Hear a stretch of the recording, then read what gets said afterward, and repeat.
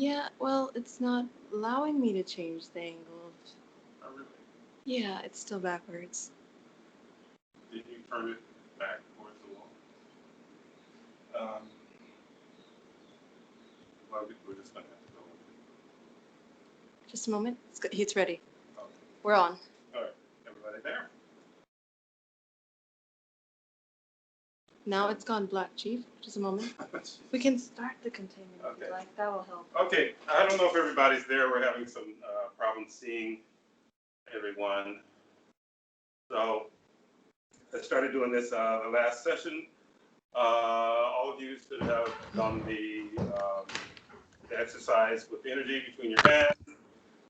And I've decided to implement this for all the coming forums, which means I'm going to boost your energy every time you join a forum. So what we're going to do is the usual. Hands about this far apart, about 12 inches, a little bit more or less. You should start to feel the vibration between your fingers. Okay. So anyone not feeling that, we got some encouraging already. Anyone not feeling that yet, let me know. Okay, then everyone's feeling it. At this point, I'm going to increase the vibration, and you should feel it growing. Now, you feel that? Okay. Anyone not feeling that, let me know. Okay. Did you, what's going on? Get a report or something? Mm-hmm. All right. Let's see what the report is before I go further.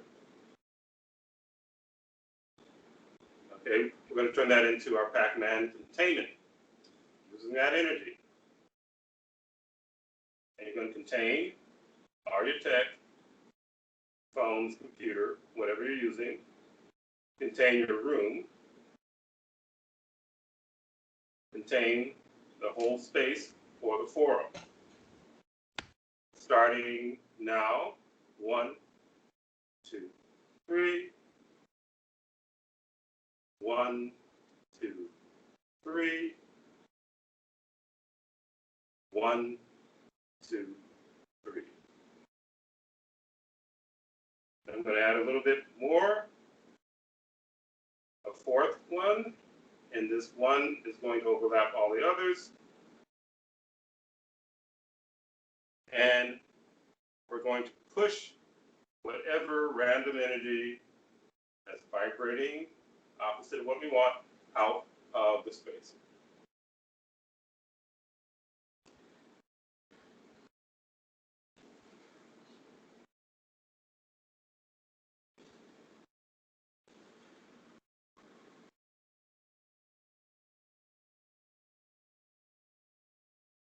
Okay, very good. All right, welcome to the 9th As a Chief Forum Global Edition. As all were informed, that this one's going to be primarily a muscle testing applied kinesiology forum. And thanks everyone for sending in your questions. We're going to have to adjust some of the questions because I don't know if some of you have forgotten that when I do muscle testing, it generally has to do with yes or no questions. So we had to adjust some of the questions so that we can make it conducive to the muscle testing. So with that, we're going to start out with Ms. A. Okay, taking her position. What was the...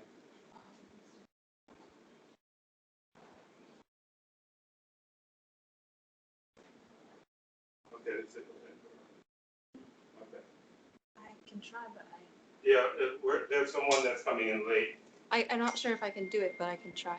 Okay, see if you can do it. If not, because she also didn't give us a heads up where she was coming. And she did not submit any questions. And she did not submit questions or anything. So Ms. A is going to try to get her on, but if that doesn't work, we're not going to. We can't wait. Yeah. Yeah, if you really have to respond in a timely manner, had trouble with it, and it just holds up the form if you come in like that.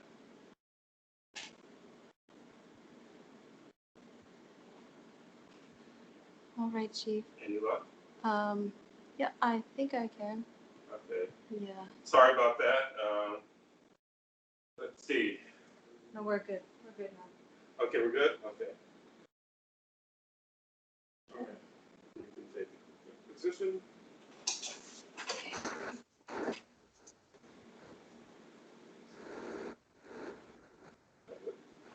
All right. Do you have first question?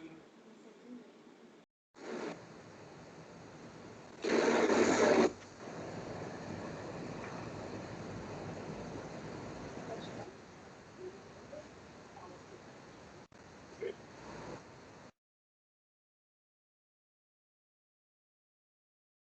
The first question is the Big Bang. Big Bang really real? Okay. So this is one a lot of people have questions about, which I understand. And all of this is just live. We haven't really checked any of this, so you're getting it first. Some of the questions I have have come across my table, and I've gotten reading from that. But we're going to do everything live so that you can experience it. All of you know how muscle testing works, and that it is quite effective and it is quite accurate. So I'm going to make sure that the arm is clear though, that we don't have any interference. We have some minor little trying to, but not strong enough. Getting strong. Okay, good. That's better. Is the Big Bang real? And I get a strong no on that. Do you have something to follow up with that? Yes, but sometimes there's a question that is dependent on the first question. So the next question was, did Bien create the idea of the Big Bang, because his idea of when he started his realm. Okay, is this something that's derived from the consciousness that I call the yin of yin, and get a yes on that? No problem. Okay, and again, adding to that, a lot of these theories that we've been had pretty much shoved down our throats. When I was a kid in school, Big Bang wasn't a big conversation that was broad. It became become this broader topic over the decades. I always would suspect of that because if somebody can't leave the solar system, how in the hell? I don't care how many telescopes they look through, and how many stars they look at. Their interpretation always changed depending on who was looking at it first, and who decided that they're going to coin something to be something at that time.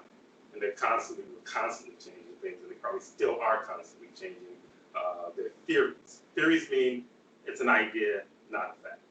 So when I deal with, I trust this more than any egghead scientist, astrologer, or astronomer, because I don't know them.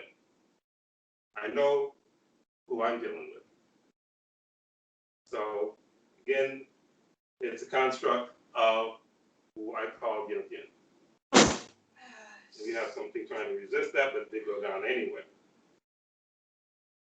This is all has to do, well, actually there's some follow-up questions I think that had to do with that, having to do with why, was it?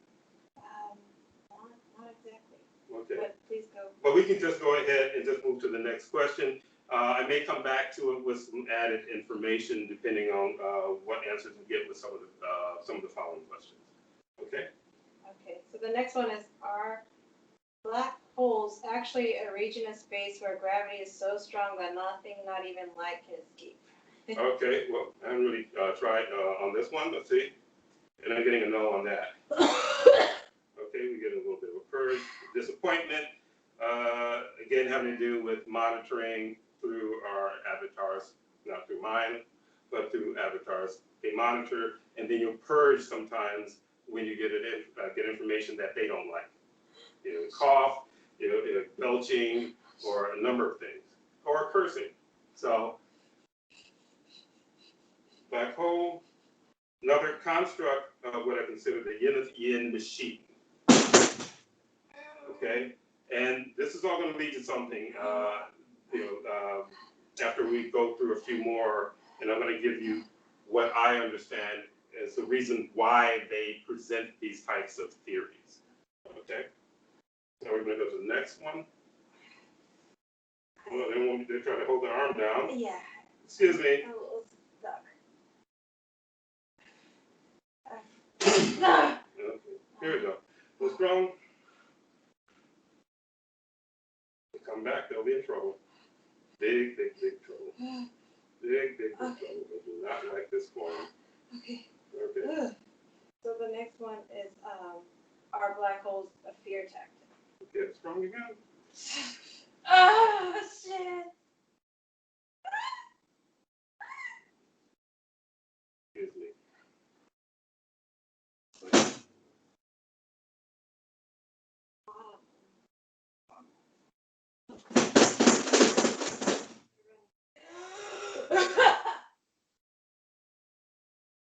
What's wrong? Is it a fear tactic? The black hole? Yes, fear tactic. Because again, I'll repeat again until you get tired of hearing me repeat it. This is a feeding farm. Everything constructed here, everything you've learned, everything you look at is designed to feed off of your essence and your energy. Just like someone eats a steak or whatever they eat, our energy is akin to that.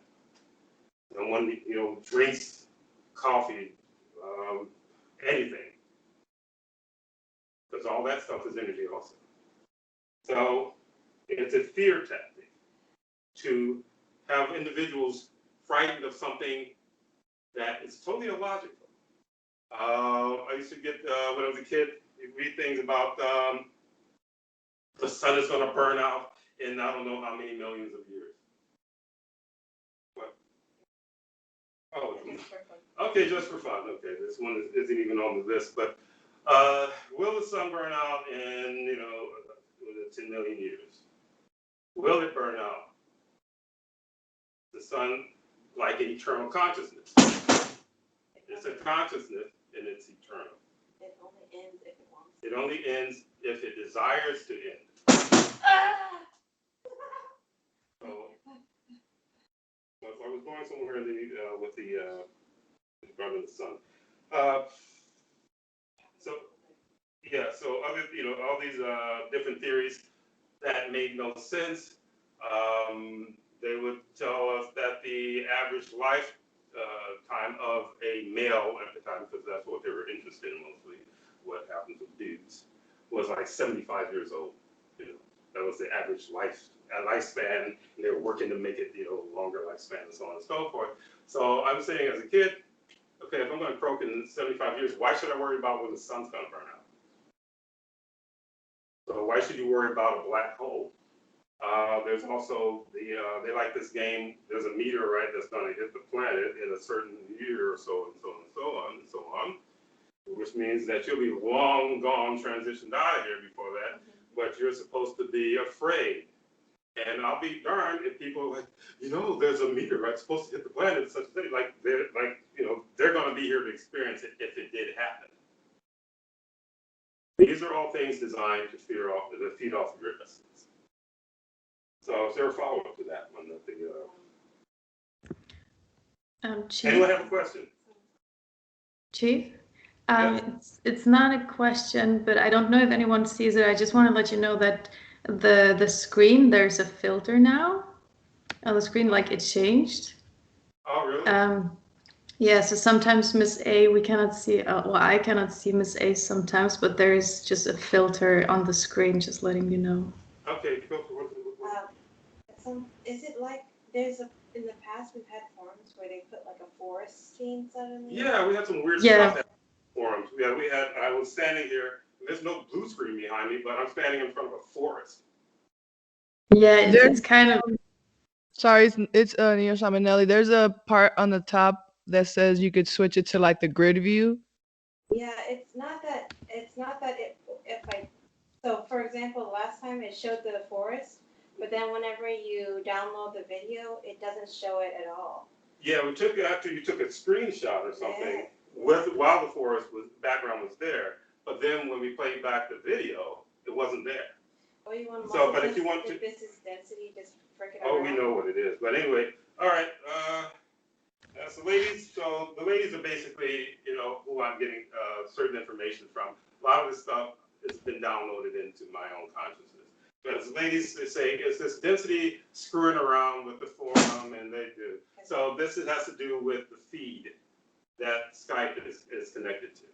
Should I try to mess with it or not? They're just trying to actually waylay what's going on. So I'm getting with Ms. A, they're saying, don't try to correct it, because what they're doing, they're just postponing the inevitable questions that are coming up that they don't like to be answered. Ladies, is this true? Ah!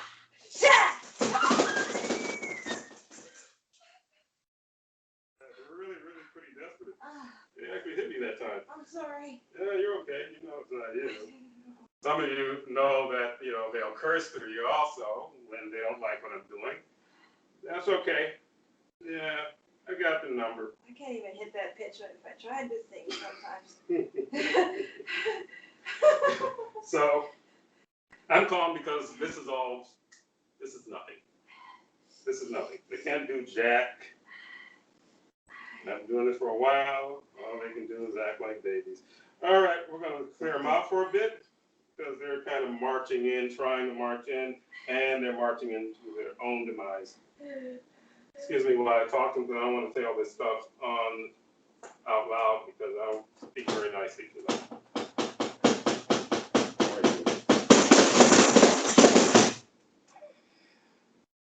One more.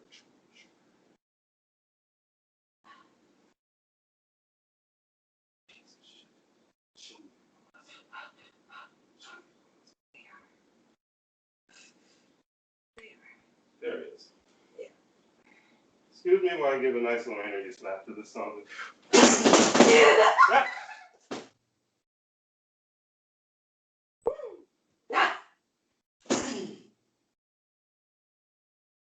This is called desperation. There's a question someone asked that I will get to, and I'll let you know how it connects to what's going on right now. All right, so let's see if we got that arm. Do we have that arm, boys? Yes, we do. Yes.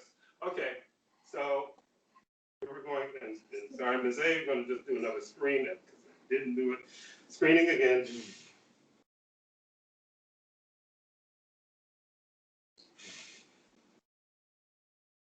Adding more protection so she doesn't feel so much of the crap.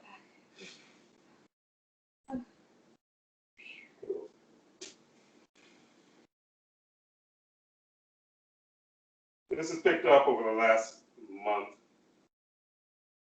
and it just tells me what's going on. So, all right, let's stop the train. All right, continue. Okay. All right. Is there?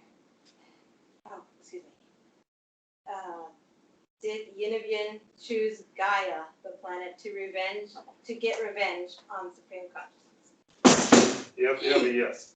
So there's a big story. There's a story behind the whole Gaia and why this realm exists on Gaia.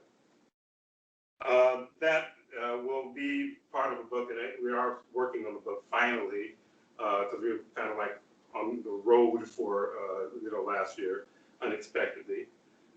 So again, yet again, there's parallels to passages from religion and so on and so forth, of which yet again talks about himself.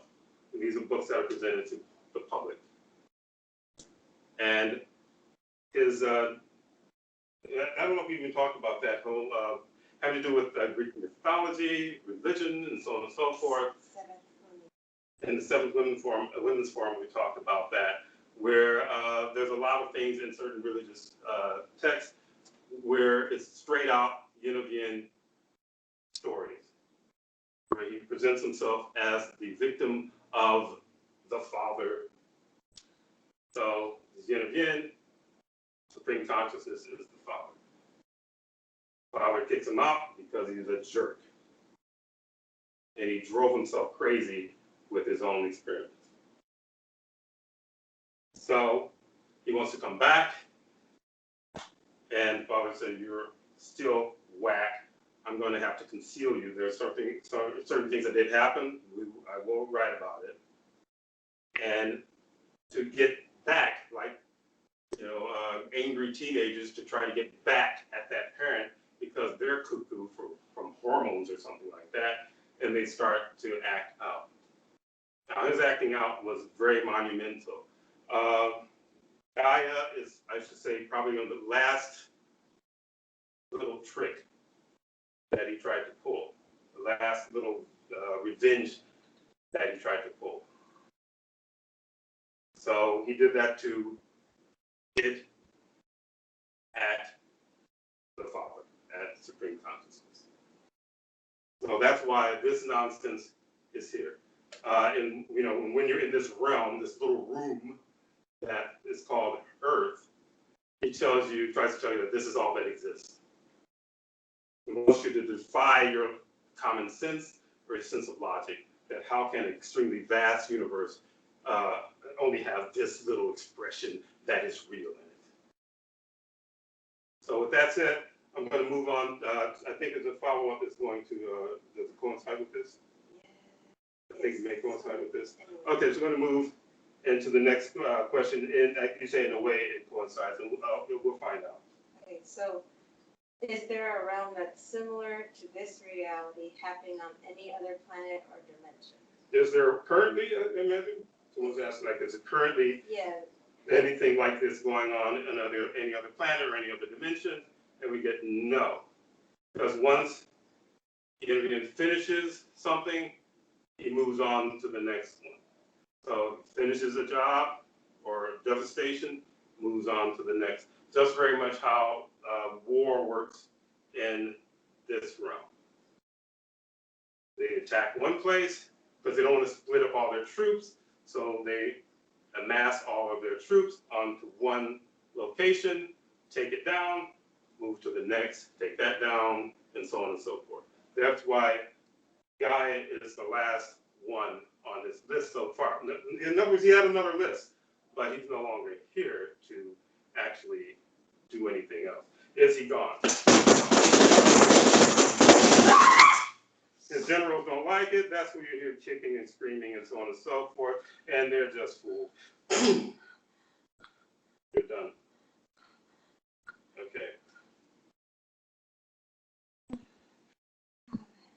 So literally, he's left, I guess, a trail of devastation. But not to worry, because what you may think because of some sci-fi that this guy can affect the whole universe and just take down the whole universe. Matchbox, less than the size of a matchbox, is his realm of devastation. The universe is vast, continually expanding. One of the things scientists say, it expands, because consciousness expands. So does the universe expand? Yes. So. Next question. Is Supreme Consciousness doing anything about yin and yang and all this? Okay, so is Supreme Consciousness doing anything about yin and yang and all this? I tell you that Supreme Consciousness has wiped out yin and yang already. And that was the year before last, right? Yeah. Year before last. Bam, done. And that was just by happenstance. Wasn't, really sure where he was or if he would even show his face. But because of all of the devastation of his system that was going on here, he had to show his face, because no one's supposed to be able to shift anything here. And he's trying to figure out why it was being shifted, came, grandstanded, and it was quite a battle. Went on for a good while. Then finally, he went down, never to come back. So what was it we were talking about?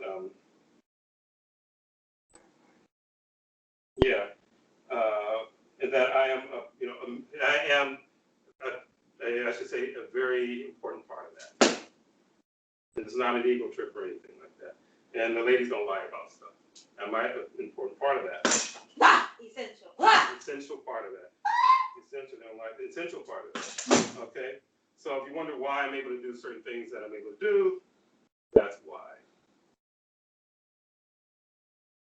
But I didn't finish answering that whole thing. You have to read the other part of that question again, because I don't think I can answer the whole thing. He said, is there anywhere else that he worked, that he, There's something similar to this reality. something similar? Yeah, and already, okay, so I did answer that there were until he destroys them, which means that the destruction is to make them unable to, rejuvenate themselves. He tapped out consciousness to the point where they cannot rejuvenate themselves. And then he moves on. In a lot of cases, those consciousness we're waiting to be extracted from this misery and literally permanently removed from existence. Is this correct? This is correct. Okay. So we're going to go to the next. Chief, may I ask a question? Yes, you may. Mimosa here. So you just said that Supreme Consciousness took down Yin of Yin. So I was wondering, is there any other density that is trying to like take over power and take over Yin of Yin's place, and then like continue with Yin of Yin's plan? Well, I'll just this also test one very good question. Is there? No. All he left behind are what you would consider officers. Okay. Those that were under him, because again, Yin of Yin was egomaniacal maniac. Egomaniacal maniacs don't want anyone to share anything. He doesn't want to share anything. Everyone works for him. So if he's not on the top, nobody's going to be on the top. So the way he got taken out, he wasn't expecting it. Therefore, there are these leftovers that are here. So what's going on? Is there anything being done to fix this? What's going on? Yes. Yes. Going on. You're part of it. Just you being here, you're part of it. Except women not really so, because the more you learn, the more you'll be part of it. Okay. So it's not like, I'm part of it. We don't want any, Captain Marvels, jumping out and, and getting yourself hurt. There's a lot to that realm that others don't know about. So I walk around in it all the time. I eat, sleep, breathe it. And I wasn't planning on, but I had to understand why I came in. So once it was shown to me, and why I was able to do certain things, I accepted. And that's why I know a lot of things that a lot of individuals don't know. I used to feel like, well, it's got to be these monks, or it's got to be, something that basically Yin of Yin shows you. Every image that Yin of Yin shows you in movies and TVs having to do with spirituality and mysticism and so on and so forth is his construct.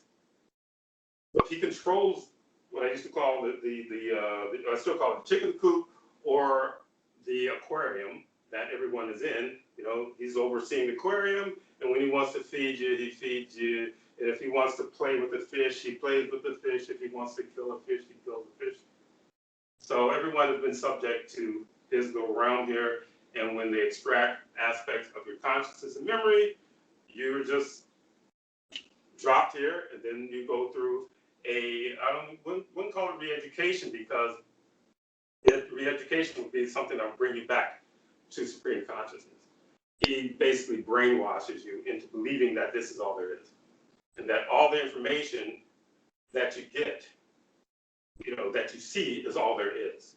So if you want to be alternative and think that, I'm going to think outside the box, so he gives you some new age, he gives you some, some kind of mysticism, some kind of this, some kind of that, and so on and so forth, and you think that you're really like, I'm going to be,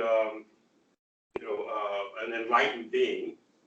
But I've been around long enough to have met a number of individuals who thought they're going to be enlightened beings, individuals who thought they were going to live forever in this particular scenario, but not understanding what this scenario really is, what it really is.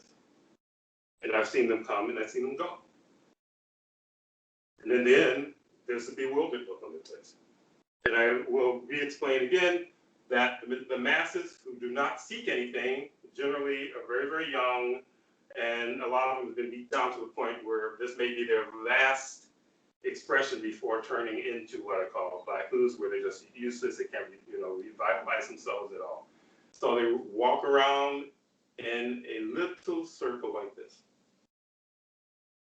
Those who are curious, who still have some wherewithal, or something's whispering in their ear saying that there's something more, he says, well, we got some of these guys who are kind of troublemakers. The only reason they have to readjust things is because they have to use your higher consciousness and to actually get this program running that we're in right now.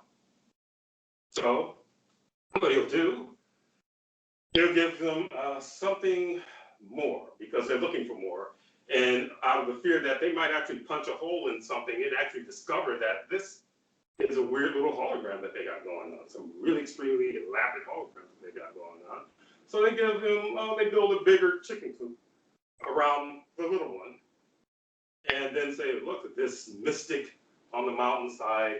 He has, he's enlightened and so on and so forth and all of this stuff. And then you go out, if you decide to go that direction, which a lot of have, you start going around, you get handed crystals and all these other things and fetishes and all this. This will help you on your journey to enlightenment and so on and so forth. But you find out that your journey is like this. You're moving like this. And you keep promising things, but there's a part where people start to question because they don't quite feel like they're getting enlightened. But this is the starting point. And by the time they hit the starting point again, they're transitioning out and they haven't gotten anywhere. So a lot of what New Age and all this other stuff is, even certain ideas with certain religions, are literally things that more than likely have been hijacked or invented by the yin of yin system, just to keep the food from, thinking too much or getting too restless, because they want to do things with you. They want to do things with your energy, and if you're, busy trying to think outside of his box, it works against what he wants. Okay. All right. Did that answer your question? Did I answer Yes. your question? Okay, Yes, thank you. Okay, no, thanks. Yes, you can continue. Who designed humans and everything that's here on Earth? So someone asked a question about who designed humans and everything here on Earth. We'll start about the humanoid, because human being is just one of a gazillion expressions. Is that true? So the original humanoid was created by really, really old consciousness. And I would call them second-borns, because, supreme consciousness is into expression and expansion, gives birth to other consciousness. From first, I'd say supreme consciousness would be considered the firstborn. Birth, second-born. How many numbers? Almost like something like exploding in all the little shards equal consciousness, separate consciousness. So each consciousness comes out, they start to express themselves. They start to create, they start to explore, and all of that. Next, the second-borns decided that an expression having to do with something that vibrated differently and not this slow, they decided to invent or create what we consider a vehicle or an expression called the humanoid. Is that correct? Again? Yes, that's correct. So the humanoid expression is something that's created by consciousness, who would be akin to, I had a client ask in the last forum what it was about, what does consciousness look like, or something like that. Yeah, he was talking about what does consciousness look like in its purest form, and I said it's energy. And okay, he said, well, energy. I said, well, if you've ever seen an orb is a consciousness. So you can consider an orb to be I'd say, minor representative of the consciousness. Is this correct? That went down slow. They want me to explain it differently? They want me to explain it differently. All right. Trying to figure out how to explain it other than what I see. When I see the visual, it's like you're as a consciousness, it's this nucleus. And the rest of your consciousness is like this expanse of light and energy. You're all energy, but it's like the nucleus is where, let's say, your awareness is there. The energy just has to do with, I guess, how you vibrate. So that, as far as like a visual, let me know if that's not that clear of a visual for you, and I'll just try to make it even clearer for you. So, Orb is a consciousness without a vehicle. well, orb is a consciousness without a vehicle, primarily in this realm. What is it? Okay. Period. Is a consciousness without an expressive vehicle like this, because consciousness itself is an expressive vehicle as far as I'm concerned. Is this correct? Jeez. All right. We're getting some. It's an expression itself. It's an expression itself. Thank you. Right. So as a consciousness, you are an expression. So then as an expression, you create something almost akin, bringing it back, almost akin to I am as a person expressing myself as a humanoid, but then I want to create something else because at this point, because things are level 1, yin of yin, I have to walk everywhere. So I create something that I can ride in, and that will be my vehicle. In that sense, that's like very rudimentary, elementary, and that, so that they like that one of these things. So, They like it. So again, you're an expression. They're an expression who create another expression in order to expand their experience in the universe. So everything Supreme Consciousness Universe is about expansion and expression and learning. Not about drama, sweat, and tears, and so on and so forth. It's very much a unified way of doing things. Not everyone does the same thing.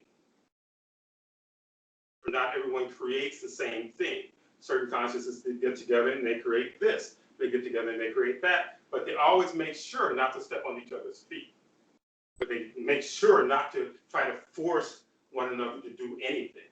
It's all about freedom. That is what true freedom is. True free, I don't like the way they use free will here because it's all bogus, but that would be true. I'm not going to use free will. Just true freedom of expression. They said that. So, for example, if the humanoid is like driving a consciousness driving around in a car. So if a consciousness is experiencing their expression in an animal body, it's like driving around in a motorcycle or a helicopter, or it's like you expressing yourself through it. Mm-hmm. And the thing that might trip some out because of how this realm has you're thinking that this is an inanimate object, but everything is consciousness. Therefore, that car is a consciousness that agrees to be a consciousness if it's in the Supreme Conscious Universe. So everything agrees to express itself. So if you express yourself as a car, just using that as a car, it doesn't mean you're stuck as a car for eternity. you are a car until you decide, all right, I'm tired with this one. Let's have a conversation here. I like to express myself elsewhere. They say, okay, cool. It's your right to do that. And I'm not going to sit there and say, well, what am I going to do next? You also have the ability to express yourself as something other than a humanoid. I don't know if that makes sense, but if it doesn't, anyone wants any clarification, just speak up. Okay. So along those lines,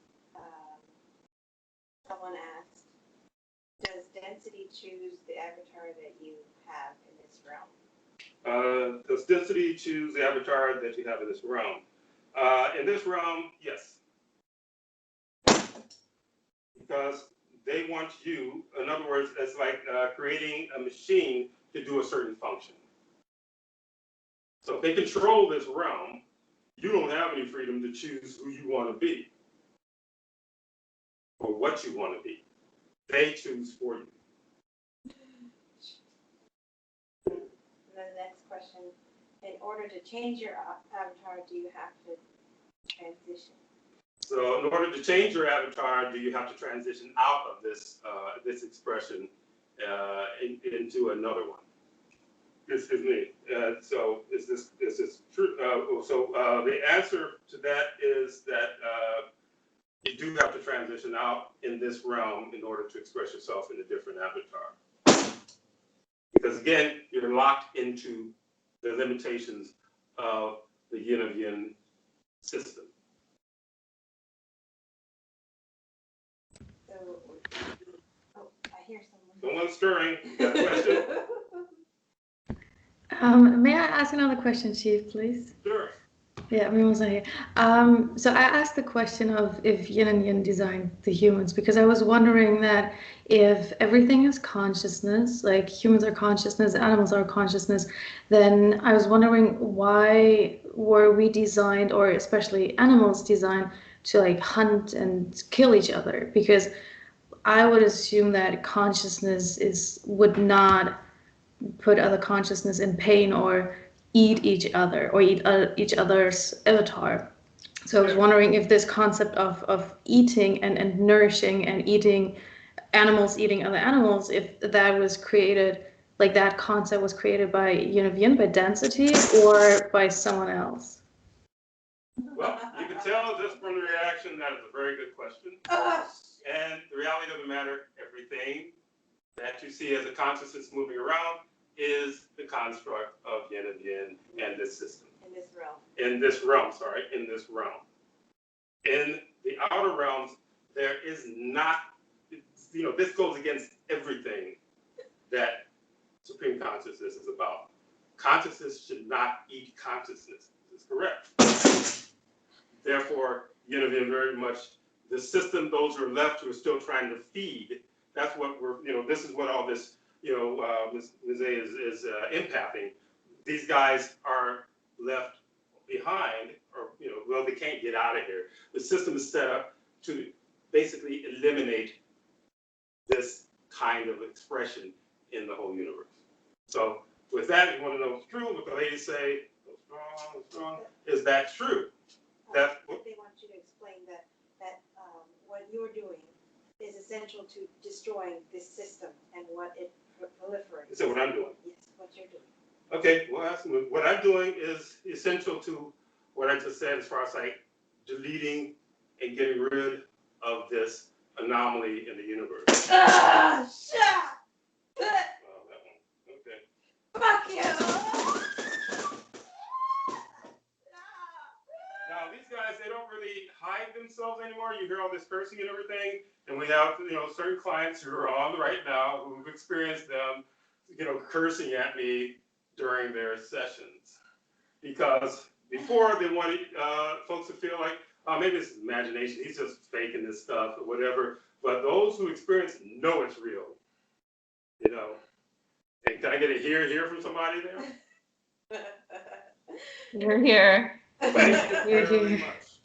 Oh. It's real.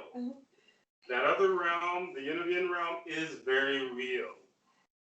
So when I do things from here, and you know, in other words, fix something on someone on the other side of the planet, and they feel it, and they feel me pulling things out, I am basically breaking down this realm or this hologram or this illusion.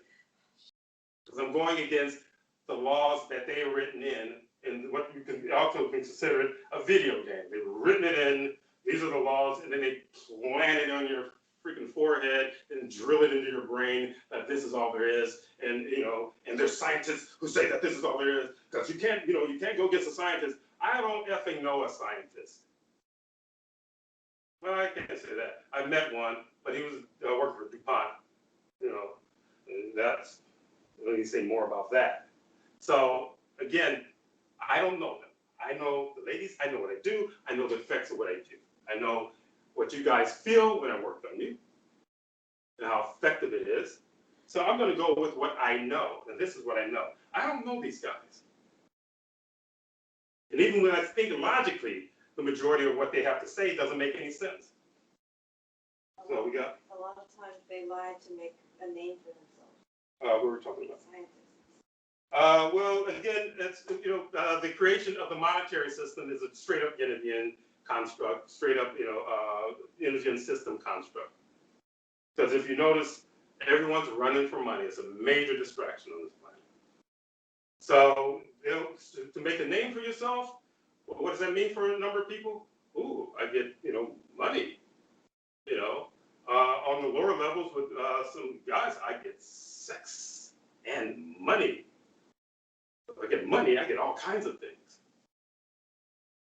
So they will basically say anything because all they know too is that, you know, we talk about other expressions, past lives and so on and so forth.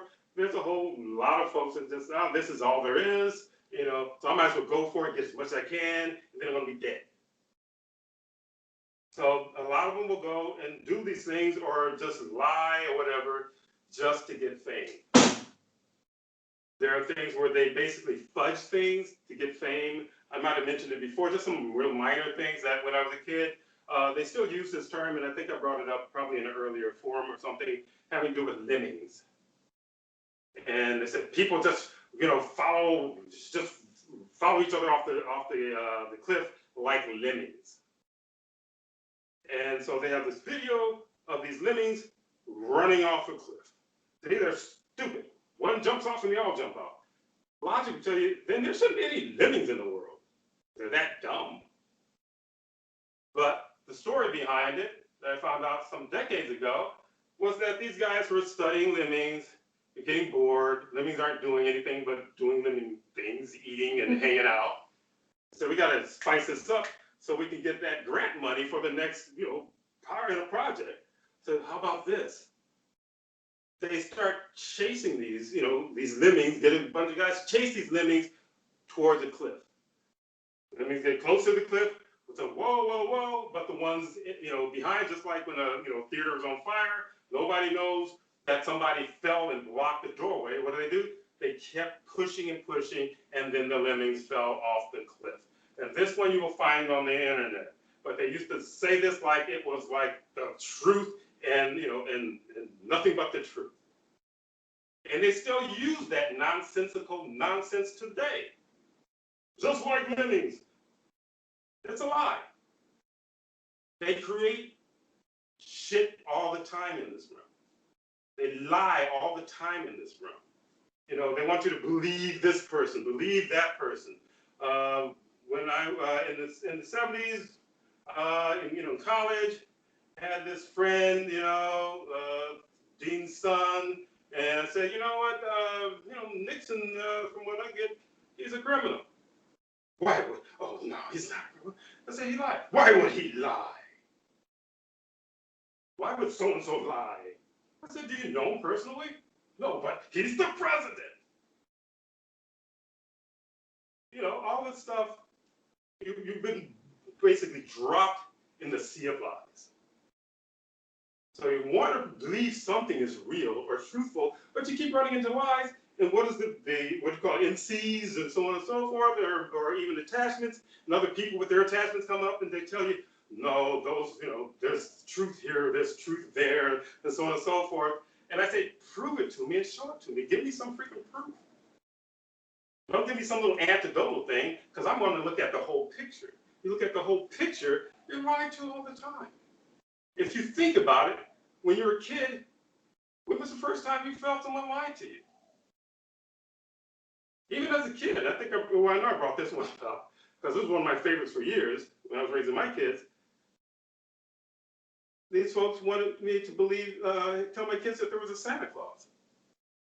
Socially, politically, that's a freaking nonsensical thing to tell me. That there's some fat ass guy gonna like squeeze his fat butt down this little tube of a chimney of mine and give my kids toys that I pay hard-earned money for.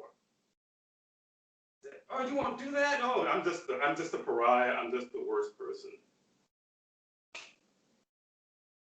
Then they get you a certain age, elementary school. There's some kid didn't get the memo, and you ask other kids, "What's Santa gonna get for you?" I said, "You still believe in Santa Claus?" Talk about a good feeding boy, I tell you, the kind of essence that comes off the kid who didn't get the memo. Boy, man, the density around him was having a banquet. But what happened? On another level, subconscious level, maybe even just on the surface, the kid learns that his parents lie. My parents willfully lied to me, and they laughed about it when I was a kid. Fortunately, I didn't have that shit when I was a kid. My folks were a lot smarter than that. It gets to also Easter Bunny, Tooth Fairy, all these other nonsensical things. Kid gets to be a teenager and he wants to do certain things. They say, well, shooting up heroin is not good for you. What do you know, you liar? About how there's a common thing where parents are taught to shield their child's innocence or shield them from the world and don't tell them about anything about what's going to come at them when they go out there. They don't prepare them. Yeah, do you need Miss A to repeat that, or did you hear it? Okay, so we have a client that's on, who I commend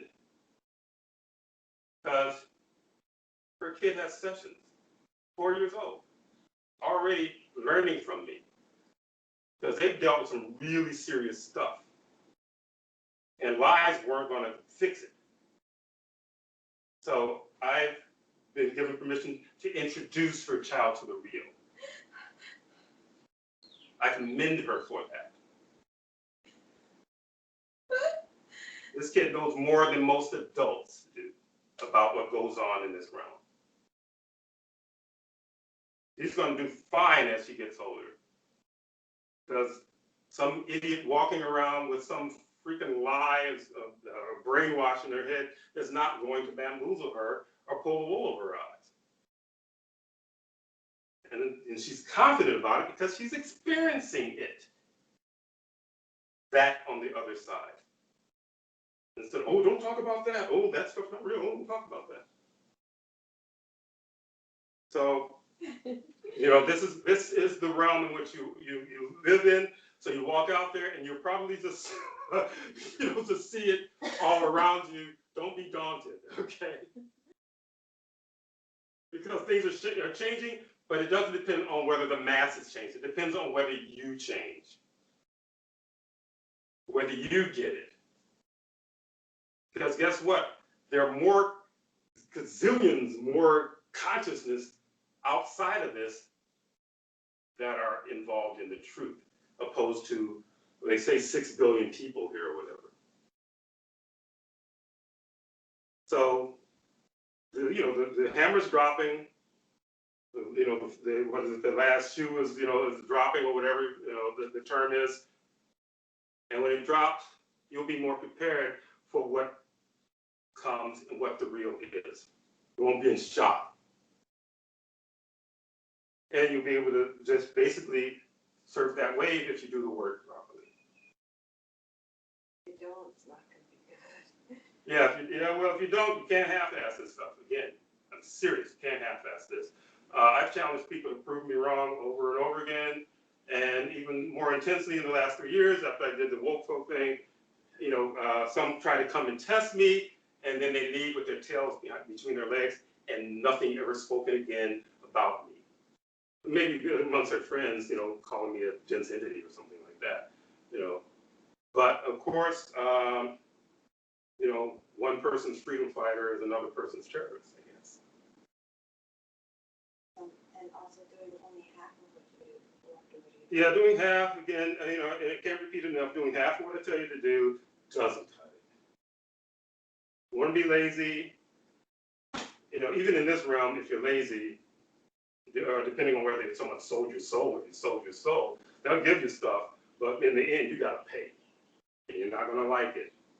I've run into a number of individuals who sold their souls, and they're running around with this attachment called cancer, and someone wants me to come and heal this person who's an egomaniac, and he says he does all these amazing things, and he can't even heal himself because he sold his soul, and the density is coming in to cash it in.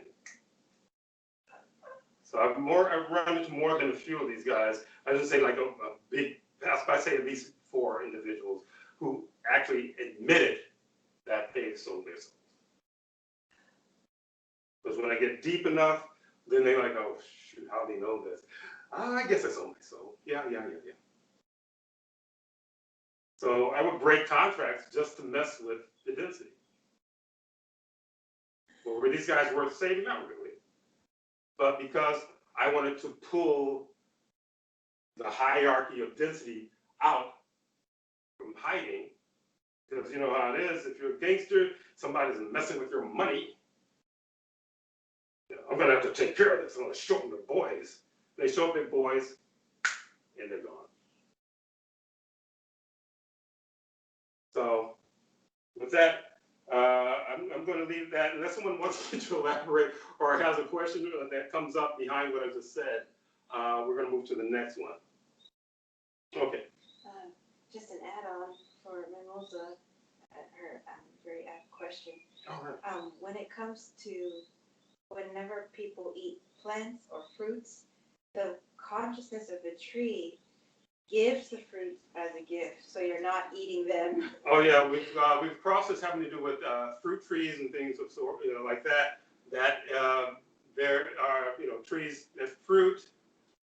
Basically, they are gifting that essence to whoever wishes to eat it.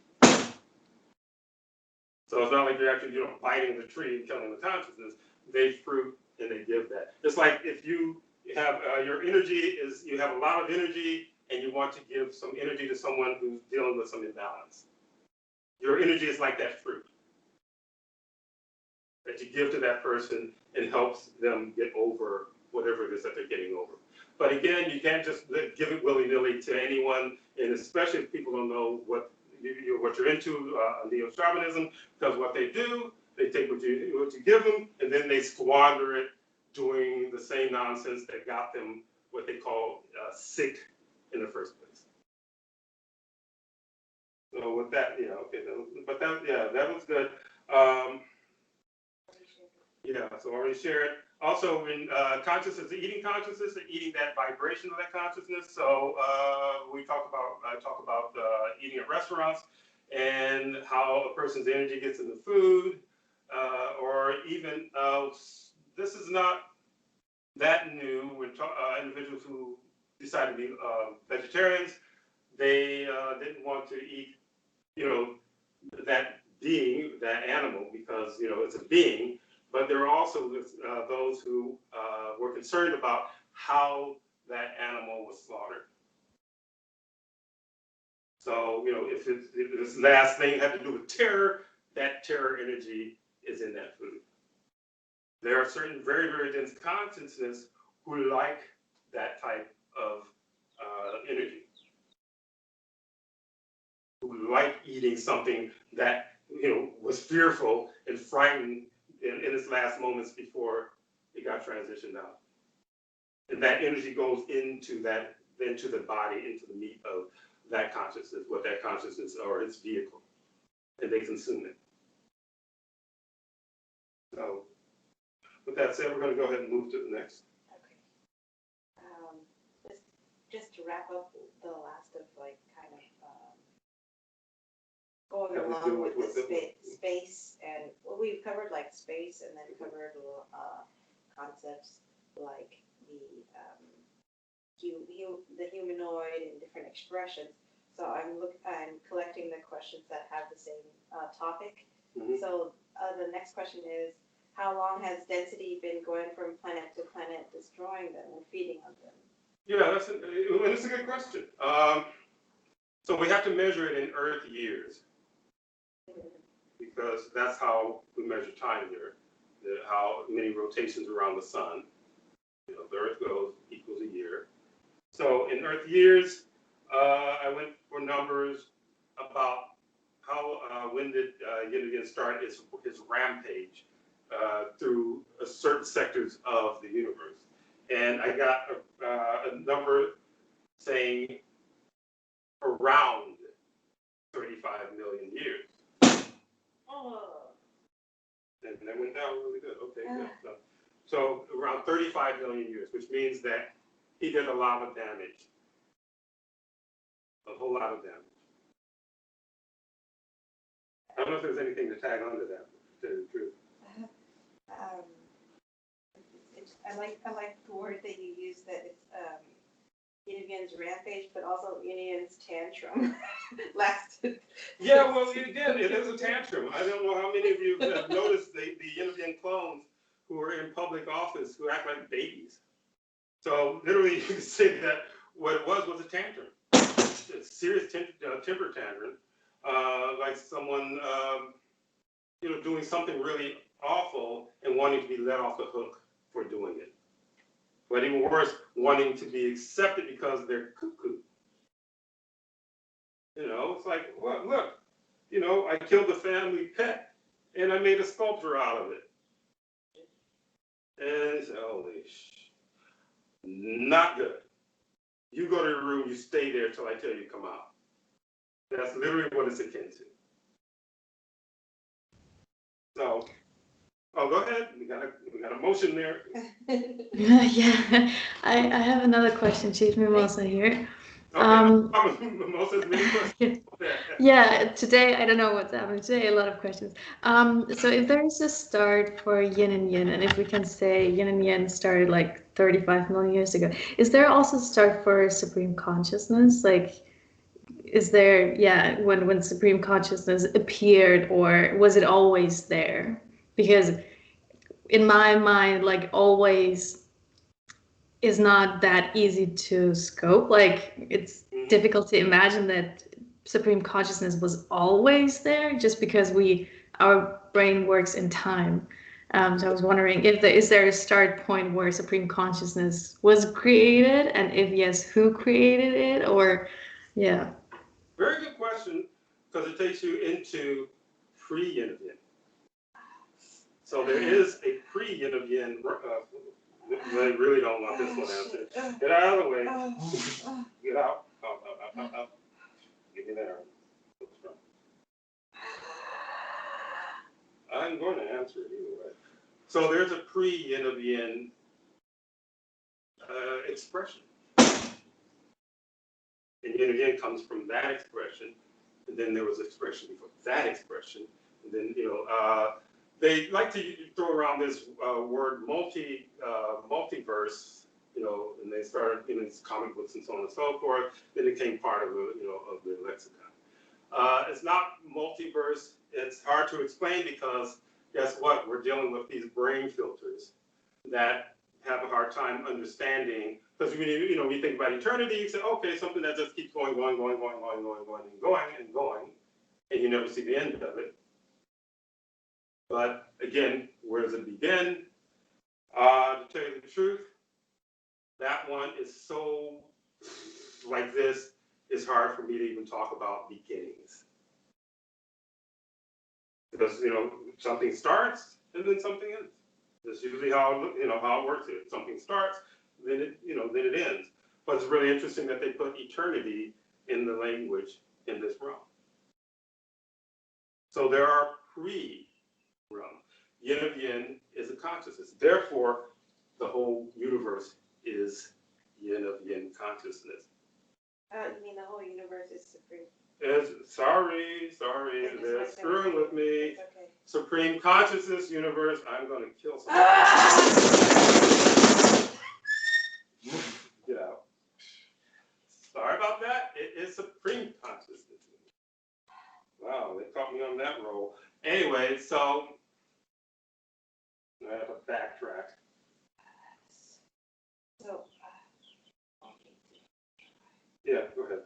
so if when Chief says, so what, you know how Chief said that 30, did you say 36 or 35? 35 million, 35, roughly. Yeah. So that's when Yinavin decided to have a tantrum. So if you see that, then that means Yinavin was older than 35 million. Yeah, he was older than 35 million, Much Earth older. years ago, Yeah. but he started his nonsense 35 million years ago. He literally would be considered a second born. So he came around the same time that second-borns created the humanoid form in all these various forms. So again, with supreme consciousness comes from, nothing is not a spawn, but is born of another dimensional series of consciousness. And they showed it to me maybe about 15 years ago. And it was mind-blowing to the point where I couldn't explain it. And to tell you the truth, I still have trouble explaining it. What I explained to you without the interruption of these idiots having me use the wrong name is pretty much as close as I can get at this point, because what I feel is important right now is where we are right now and where we go from here. Your explanation will come. It's coming. Oh, she's okay. Is Picking it up. She's. Your explanation. In fact, I think said my explanation will come. So. Not yet, but it's coming. Yeah. So stay tuned. Because in a sense, if I'm dealing with this avatar in this realm, guess what? As a child, I was getting dumped on too. And I had to dig my way out from under this to do what I came here to do. So also part of understanding what was going on here, because this again is an anomaly. Does not exist anywhere else in the universe. So I literally went through certain things, experienced certain things. Even as a little kid, had thoughts that I thought, well, maybe that's kind of arrogant, that I really was into being really peaceful and didn't like any difficulties, didn't like arguments, didn't like fights and things and so on and so forth. And as a kid, around 7 years old, I said, man, the world would be a lot better if everyone was like me. Then someone else, oh, arrogant. But what's wrong with peace and balance, people working together, doing things, me not trying to impose on somebody, trying to take someone's stuff? No, because I wasn't a feeder. I didn't come in as a feeder. And a number of individuals came in, and they're still working, trying to work as a light consciousness in the midst of this nonsense. And I think I've talked about individuals who have a lot dumped on them through their lives, and individuals who are very, very friendly, but they, some consider them gullible because they really have an aversion to strife and all this negativity. Some are very Pollyanna about it, and they get basically raked over the coals because they just can't find their way into joining the density in their parade of nonsense and negativity. So, is that satisfactory for now, Melissa? Yes, it does. Yes. Okay. Yeah. Sorry, I can't go any deeper, but as I was getting that, I will get more of that information. I will share that. Okay. I mean, I have for now even more question than before, but I'm just gonna be patient. I mean, if you want to go ahead and ask, go ahead and ask. Because I don't want you to forget it. So, No, just because at some point you said that supreme consciousness was also created by someone else, by another consciousness. So I would just be interested in knowing how far back it goes, or what else is there above and beyond supreme consciousness. But I think that would just be too much for now. yeah, that'd be you'll start to see smoke coming on my ears with that question. But they said something like this. They said, the reason why you asked this question is because you still believe in the concept of time. Well, that's true. And time is yin and yin. Thank you for that. Because again, yes, it's very true. Time is an illusion. So part of when I tap in and I and there's nothing wrong with you asking the question, because like I said, my mind is more like what's going on here and moving forward. But yeah, is the concept of time doesn't really mean anything to you if you did know.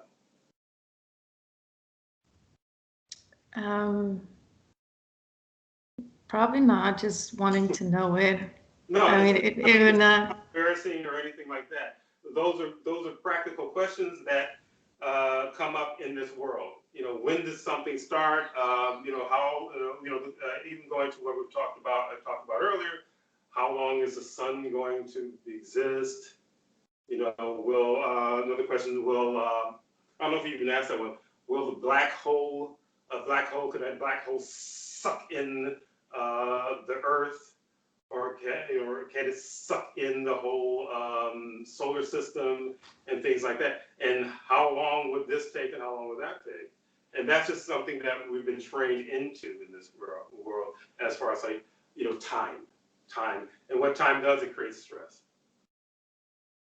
So it's definitely a part of something that's still in there that probably needs to come up and out. But it's good that you're asking that because it brings it to the surface.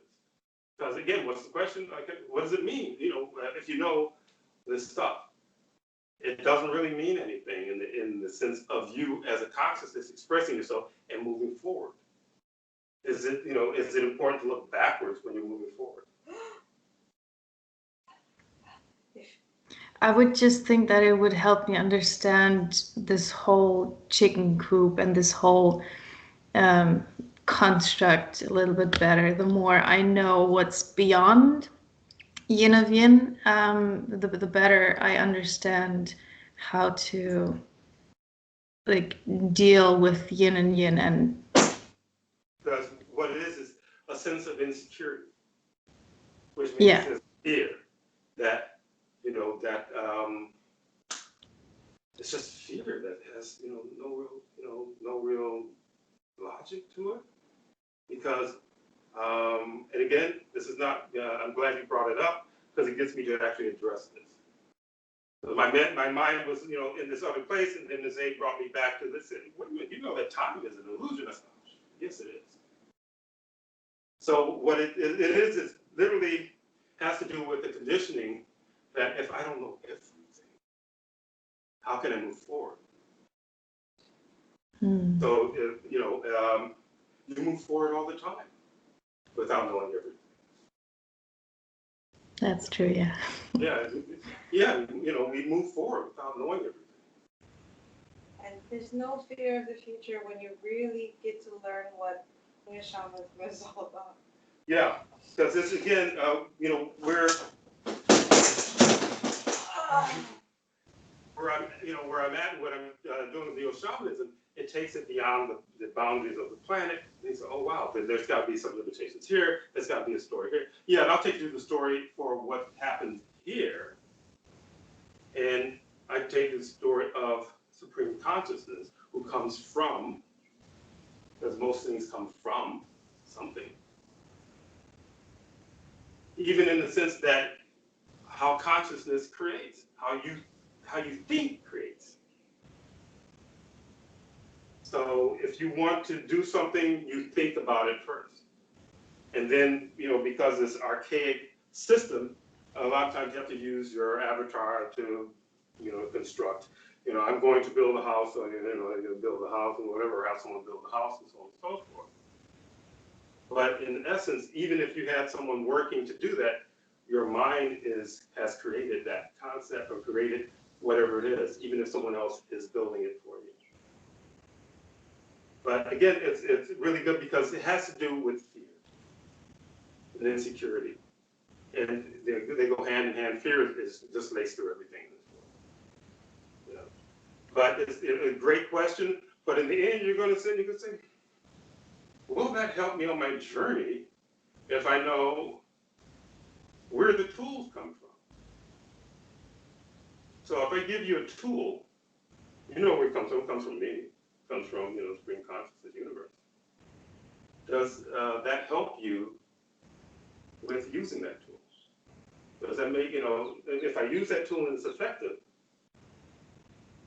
and it works in a way that really resonates with me, it's kind of like a nice little curiosity, who made it, and so forth. That's nice, but knowing, does that, because you know it, does that make that tool more effective because you know it? Yeah, probably not. So very good question. Really very good. I appreciate you actually challenging me with that, really. Yeah. I think a lot of this fear of not knowing is because all the things that I learned before I met you and Miss A, before I learned from you, I also believed that they were true. And now I'm kind of at a point where I'm like, okay, what is true and what not? I totally trust you and Miss A, whatever you're saying, whatever you're teaching us. But I think because I have this fear in me that, oh, well, all the things that I believed before, I also thought they were true, and I just believed them because someone told me. And I guess now I'm at the point where I just want to know more things to, have some sort of security that these are also true and not just take things in. But yeah, that's just another fear. I'm not saying that I don't believe anything that you're saying. I totally believe everything, but I think, just because of that fear. Yeah, and even then, even if you didn't believe, here's how I address a lot of times when folks said that they believed in all these other things. Have they ever really proven to you that they work? And also, there's a lot of little, sleight of hand things going on. They say just talked about it, but I'm gonna maybe just hold that thought for a second. Ms. A has something. Okay, what I'm getting, please tell me if it's right. They said, do not worry, the proof you desire is coming. So again, which is basically on the line of what I'm getting ready to say. When I work, individuals did not like what I was doing because it was eating into their scams as healers. And some wanted to, they couldn't prove that I couldn't do what I do. So then they try to say, one of the things with a lot of religions, just to keep the sheep, the flock together, they just tell you it's evil. But have I done anything evil? So the things that have happened to certain individuals, they were considered very evil things before they ever met me. They came in with the torment, and I've had a number of individuals who have been, possessed by things that threatened them, that was damaging them, and they come to me, and I say, oh yeah, I recognize that. Sometimes I have to fight a bit with it, but inevitably I defeat it. And then once I get rid of it, do I say, okay, now kiss the ring? I say, well, good. If you want to continue to find out what I know, you're welcome to come. I don't, badger anyone or any of that stuff. I don't try to frighten someone into coming, like certain other individuals that I know of who are supposedly, healing and so on and so forth. They tell you you're gonna die, and all this. If you don't do this, if you don't, drink my elixir, I don't do any of that stuff. what will make you more comfortable is realizing if you see proof of what's happening, if you feel that proof of what's happening. And Mother hasn't had much proof from you. Yeah, and I know you've Yeah. got much proof from me. Yeah. I did, well yeah. as others in on this forum have had much proof from me. She was saying that she had proof. Hmm? She was saying something about proof. Oh, just now? Yes. Did you? Oh yeah, I just said yeah. I did had a lot of proof. Yeah. Yeah, and and I didn't. I didn't. Like I said, I didn't go kiss the ring. There are people who can't do it and they fake it and they go kiss the ring. Or they set up, fake healing situations with, fake people, coming in and, I can't walk, and then all of a sudden, and then they dance around and so on and so forth. And they tell them, no, this, kiss the ring. I'm about mission. I'm about getting rid of all of this nonsense, all this negativity, all this imbalance, all this nastiness, Yeah, it helps to have support in a realm that, operates in certain ways. But as I move forward, those things come anyway. Everything that I need to, to do what I have to do, it does come. If people want to be a part of it, you gotta participate in a certain way if you want to be part of this. So it's not like, oh yeah, let everyone else do the work and I'll just follow and I'll just, jump on the boat when it's ready to. No, we just want to see if you're really willing to actually shift to be in the right vibration to be on that boat. Yeah. That's what it's about, for me. But again, it is about the proof. Do certain things, prove to you? I grew up around people who were, steeped in, a couple different, religions, and I watched them over time. And I watched them do that circle. And then when it's time to transition, my goodness, man, they're clawing the bed, the Grim Reaper's not going to get me. Say, aren't you supposed to be going to heaven or something? They haven't seen any proof of this thing. When I open you up, you start to see the other realms. I explain the other realms to you, you start to feel it. When something comes walking in your room in the middle of the night, it's going boo, boo, boo. I say he's weak, he's a fake. He's going on you being programmed by scary movies and people telling you to be afraid of this and so on and so forth and so on and so forth. But you will get that proof. And as Ms. A said, you will get that proof. You already have had some of that proof already. But again, good question. Very good. All right. Someone also asked about is the Grim Reaper real? I said the Grim Reaper. The Grim Reaper depends on how you interpret whoever's coming and screwing around with you. So a Grim Reaper real as a person? No. Wait a minute. I don't feel like I forced that one. What's wrong? They play density plays. Yeah, Grim Reaper is, yeah. So it's like, here's another one. Is the devil real? There are densities that put on this, like, I don't know if they do it in where you're at, but in America around, Christmas time, they get a lot of, like winos and homeless guys, and they all like dress up like Santa Claus. Same thing with the devil, same thing with the Grim Reaper. Ah! Oh, my hand. I'm sorry. No, it's not you. It's like they're in my hand. They're in the hand, excuse me. Yeah. Sorry. Yeah, they're really having a hard time with this. They like to hide. Yeah, and what happens, the mind is very, very much more powerful than they want you to believe. So when you start to think about things that they don't want you to think about, it frightens the hell out of them. Because they're doors that they don't want you to open. That's why they have all these systems put in place to tell you to be afraid, be afraid, be afraid, be afraid of this, be afraid of that.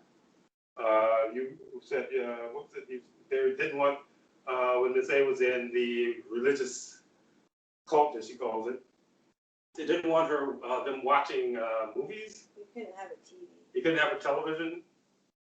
you know, out of the fear, you know, you watch that TV, you're gonna turn into a demon. You know, you look at a movie about a prostitute, you're gonna turn into a prostitute.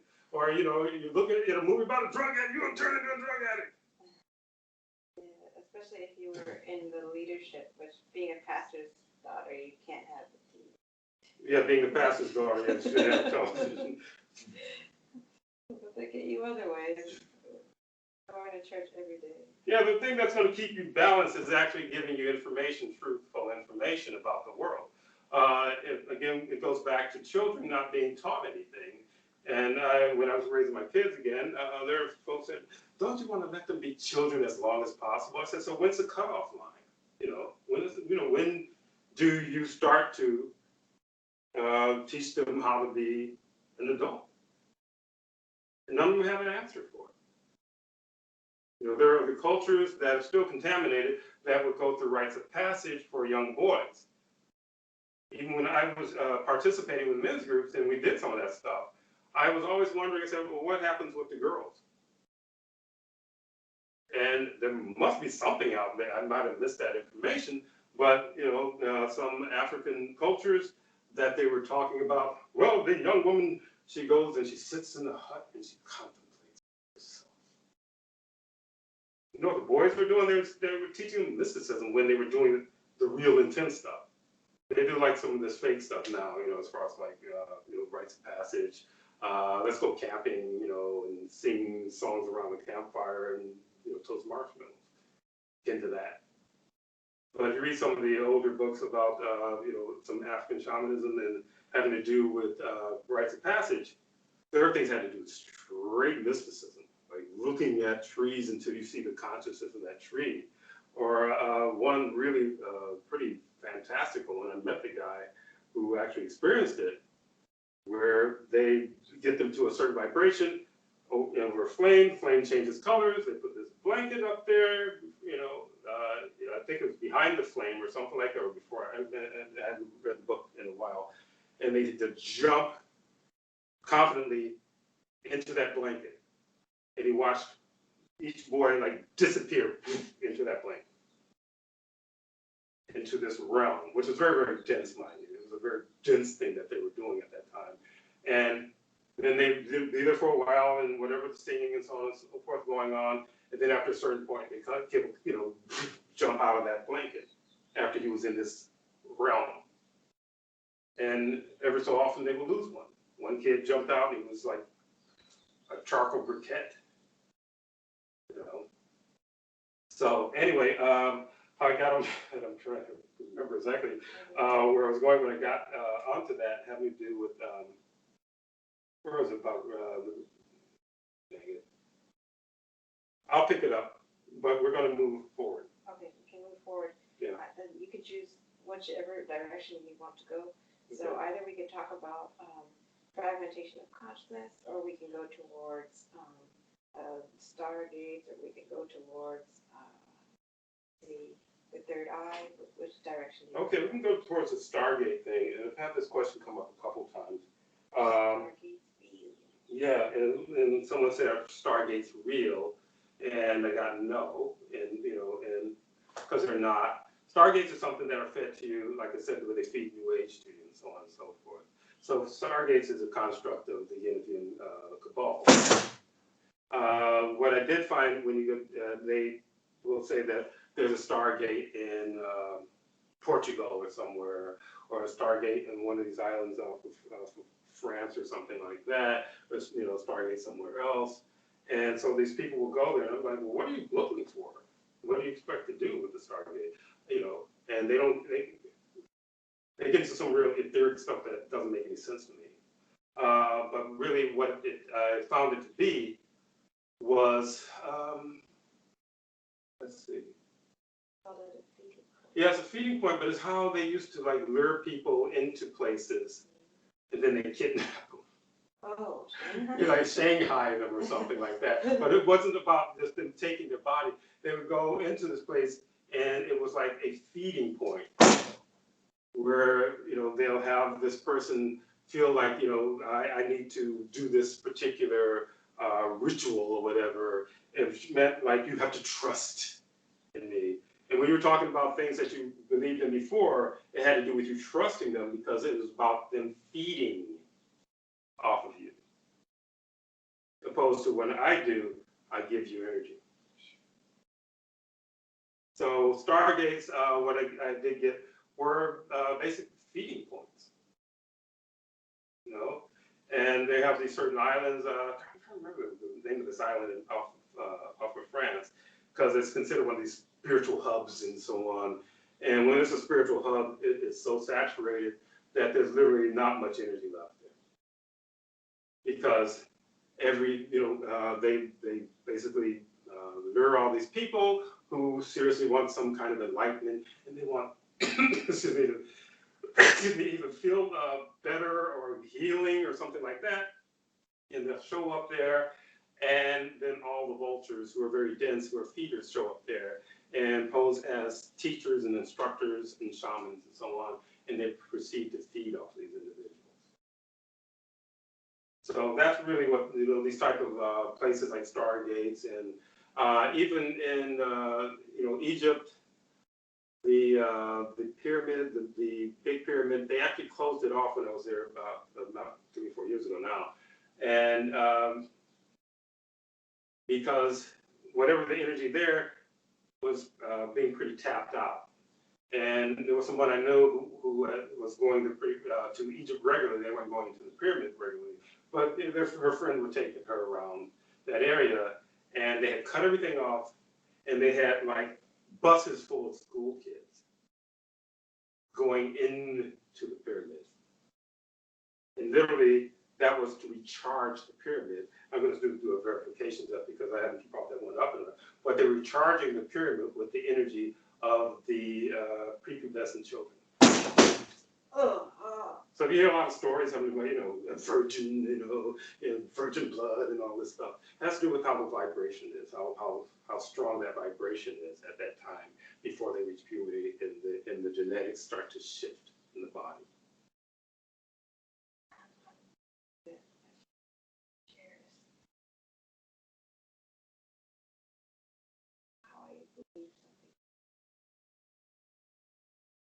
Well, I'm getting a yes. You can go ahead and share that. Okay. So I was in the church for 23 years, and I believed it so totally. I was the most like gung-ho little church kid ever. I mean, I made other people in church feel guilty for not being as committed as I was. And when I met Chief's daughter, I was still so committed. I was so committed that every grocery store I went to, I would invite people to church. Every movie theater, every museum or place that I went to, I would pass out flyers there as well. I would even go on the side of the street corners and share about Jesus. I believed it entirely. And when I met Nami and she started talking to me about shamanism, I was like, at first I wasn't sure, but I saw that when she worked on me, it began to change me. I felt happier. I felt less of the weight. Every person that has a session with Chief, they always say, I feel lighter, I feel lighter, I feel lighter. And that to me, I was like, the more I was at church, the heavier I felt. And you can tell that whenever you learn things that Yin of Yin creates, it makes you feel heavier. And whenever Chief taught the things that he taught to his daughter, who taught to me at that time, I felt lighter. And also I felt I had less rashes on my body. I used to have a lot of rashes and they began to disappear. I also had weird, I used to stutter all the time. And the more that she cleared me, the more the stuttering went away. And also people at the university that we were going to, they said, is Miss A in love? She seems to be glowing. Like they had to put it into a yin and yang concept for them to even understand my change. But on top of that, Chief's daughter was saying that in her dreams, these preachers would come and torment her and try to relatives in an etheric kind of way were focusing on Chief's daughter and bothering her and disrespecting her. And I thought to myself, if what I believed in would treat someone who makes me feel so much better so badly, how can that be real? And that's what made me shift to what Chief teaches on shift to neo-shamanism. Okay, well, Sorry. so testimonial. Yeah, I don't know. They just said do it, so I did it. Okay, all right. Okay. Hope that's okay. No, it's fine, it's good. That's Okay. good. All right, so we can, where were we? Yeah, we went through the Stargate, and we moved, moving on to the next question. Do you want to talk about fragmentation, Chief? Okay, someone brought up the whole idea of fragmentation Of consciousness. of consciousness. Well, when it comes to fragmentation, initially you start out in this realm fragmented, you know, in a certain way anyway, because they have to fragment you in order for you to forget who you really are as a consciousness. So there's definitely fragmentation that goes on in the world, and sometimes people do it by, I use the term corkscrewing. That is a form of fragmentation. And this, you know, dense fragmentation, literally, where they will take parts of themselves to try to get people to do certain things. Sometimes the density that's in a person or their attachments that are connected will take parts of the person that they, you know, who is their host, and literally fragment that individual. They do, you know, in other words, as many people as there are on the planet are the various varieties of fragmenting that goes on. So I could just basically say that fragmentation does exist, but for me to just say that it's just one way of doing it wouldn't do it justice, and it would take forever, because then, you know, it's like, it's literally telling you how each and every person on the planet is fragmented. When you get to the point, when we're talking about fragmentation, where they get so fragmented that they're weakened by the number of fragments that they, you know, that they have. There's some even wild stories about these particular beings who would have pieces of a person's consciousness stored somewhere else, like pieces, not just one piece. To where there's a story about a young boy who was asked to do certain things by these particular types of beings, and he was resisting. And they told him that if you don't, you know, if you don't go along with us, we'll just replace you with another you. And he was about, I think about 8 or 9 or something like that. And then one morning he woke up, he couldn't remember how to speak, read, or write, or anything that he learned when he was in school. And that's also how it works. It just literally, but that's just one of, like I said, billion ways in which you know, individuals can be fragmented. There are parts that you will leave behind, or there are individuals who are very adept in some very dense art who will take a fragment of someone just by them touching something and having that person's DNA or energy really on it and doing some kind of thing and affecting them. But the person has to believe that they can't write to you. Yeah, in most cases they have to believe, or in other cases they just don't have any kind of protection. So if we wanted to go, the first one, there are ones that are very, very affected by people who believe in that person's ability to take their soul. Oh. You know, and some it may take a little bit more work. Are individuals who may not even think about it, but they don't have any protection. You know, so when we talk about containment protects against that kind of nonsense also. Yeah. You know, so that protects you as well, just doing a containment. And, you know, when I talk to certain clients, I've started this point where I will just tell them containment, containment, containment, containment, containment, containment. You know, that should be what's going on in your head. But some, they'll start and they'll start to feel some difference, but I should say they're NCs, or they haven't had enough to where I got hold of all of the attachments, or they haven't learned enough to actually understand how they invite density into their space. So with that, with attachment, with fragmentation, yeah, that does happen. You talked about the concept of the third eye and chakras is a way of fragmentation. Right, right. When you start to think in terms of, there's certain little practices, and they talk about various parts of the body, represents this, represents that, and so on and so forth, like all these different nations within your consciousness, or the third eye. Now, the question is, does the third eye really exist? And it doesn't. It's actually what we consider a chakra point. There are no chakras. No, these guys are funny. It's what they call a chakra point, but it's like a little spike there. Come on, please. No, they're fighting. Okay, relax for a second. You know better.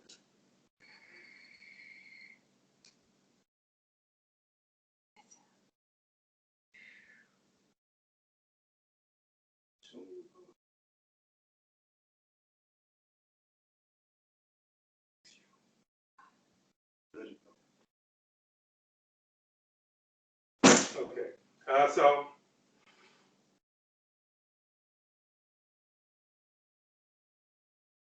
you little bastards. Excuse me?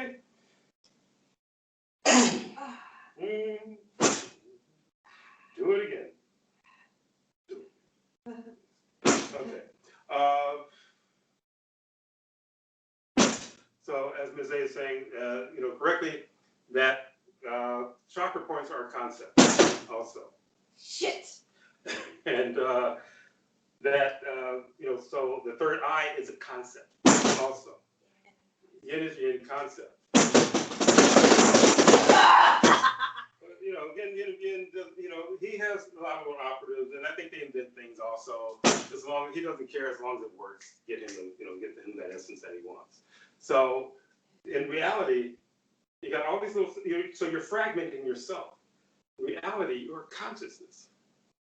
So they're talking about the brain. I think with the brain. I think with the brain. That's a mantra. You don't think with the brain. You think with your whole consciousness.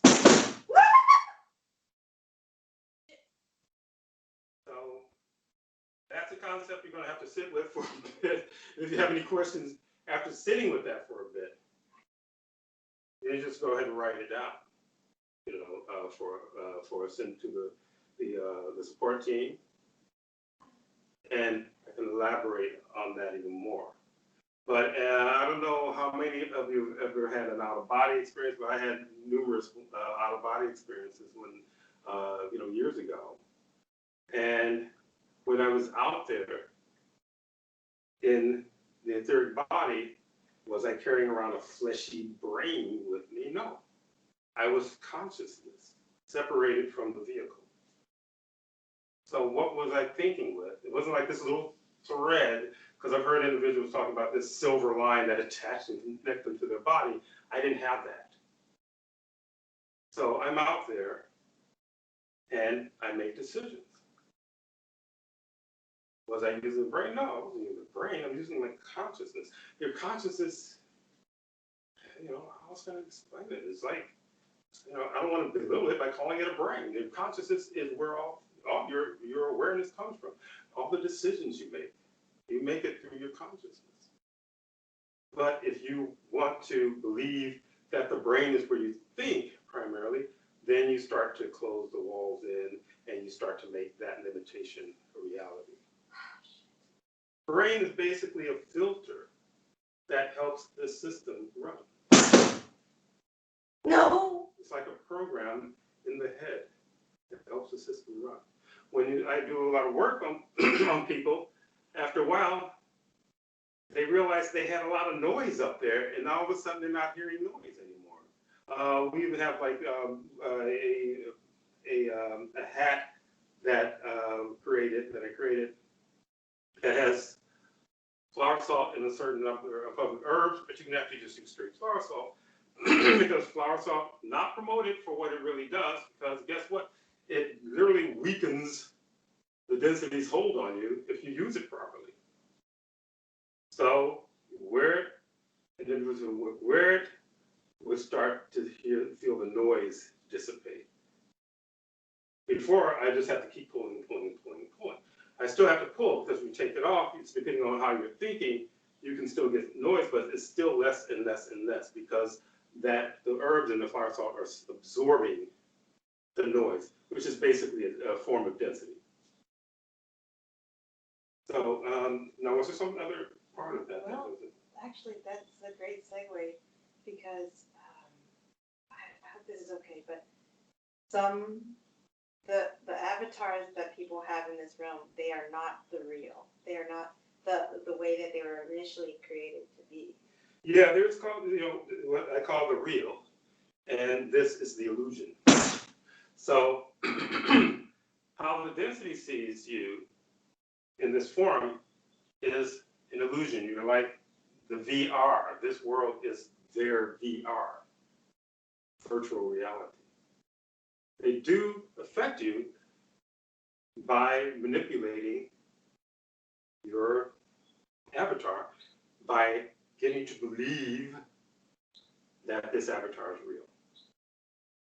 So they'll affect you in various ways and manipulate you in various ways. Things about, numerous stories, if you care to, just even do basic research, this stuff has been around forever, about beings walking through walls into someone's bedroom or coming through the roof to someone's bedroom, or actually seeing some physical evidence of some beings walking through a plate glass window, but you see the footprints outside that go and ends right at the window, not like they stopped and decided to go somewhere else. They literally, half the footprint is outside, the other half has to be inside the house. Because they are in the real.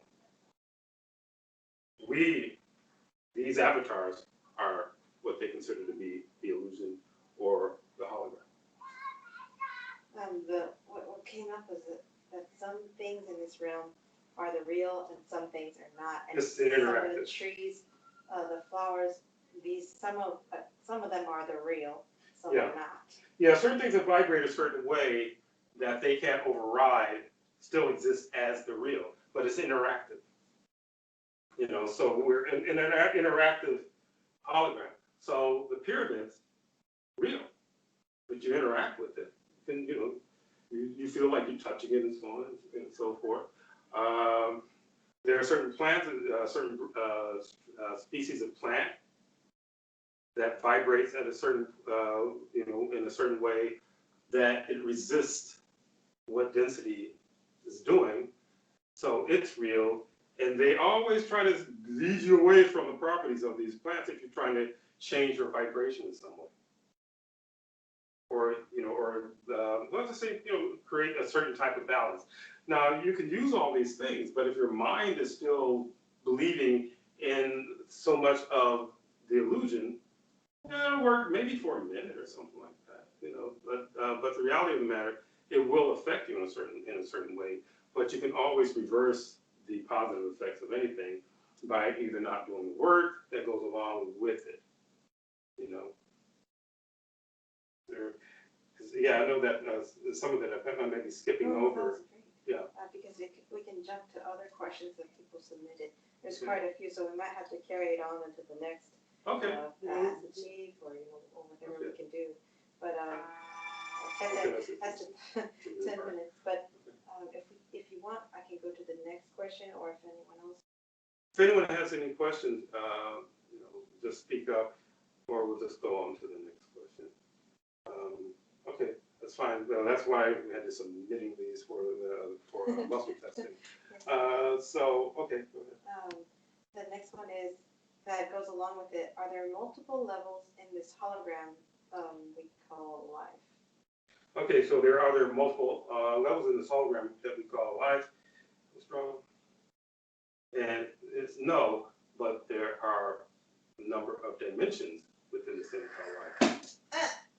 So there's a difference in the way that they perceive dimensions and levels.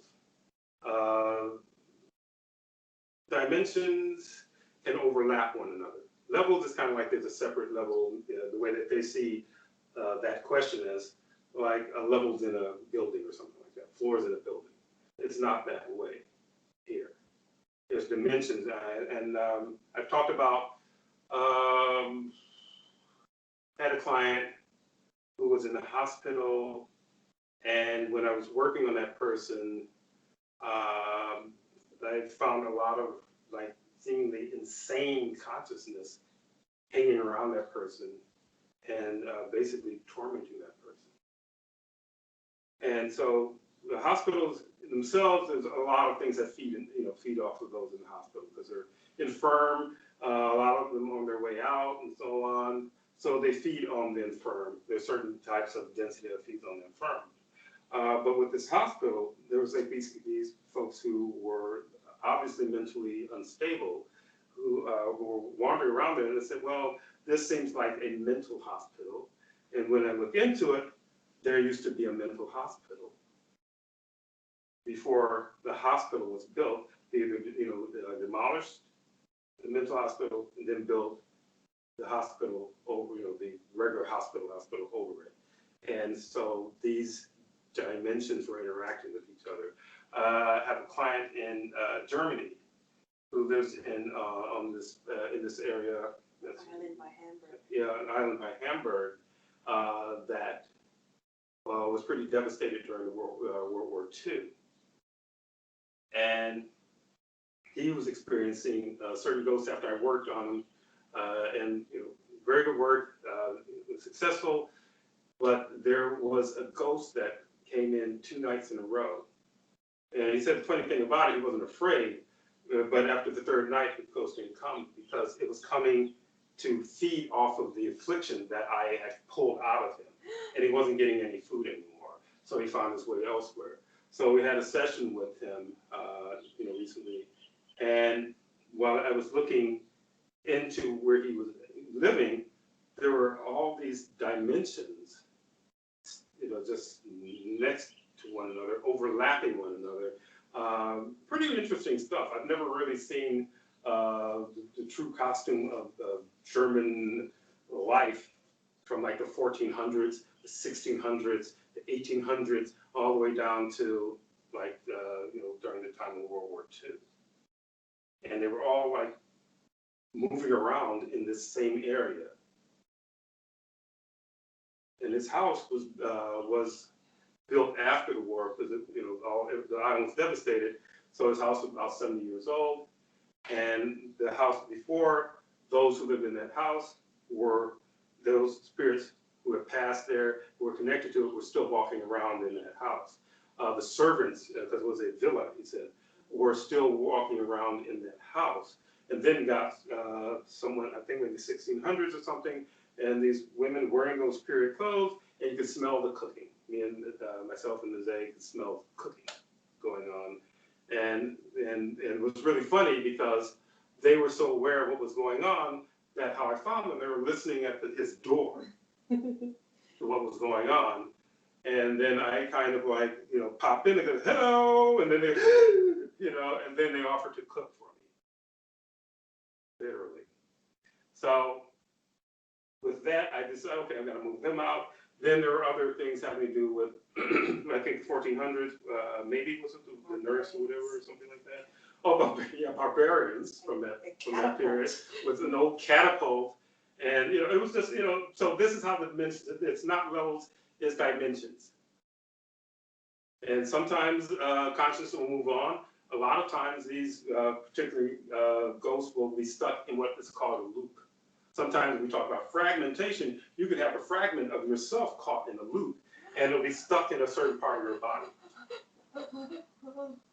So I can look and I can feel something, or we'll have pain in the knees or the hips or the back or something like that, that doctors can't figure out what it is. But when I start to look into it, and then NSTHA starts to empath it, we will get visuals of something from a previous expression. where the person, I think I might have mentioned it before in another forum, people who've been in wars and so on and so forth, or just individuals who have been brutalized and murdered.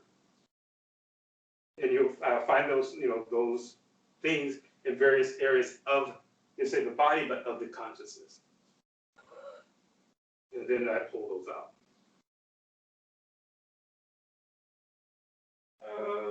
Yeah, you can say it's kind of an interesting story. One of them was a nurse during wartime, and it had to do with the client's past expression. I'll just set that up. You can just go ahead from there. There was a nurse.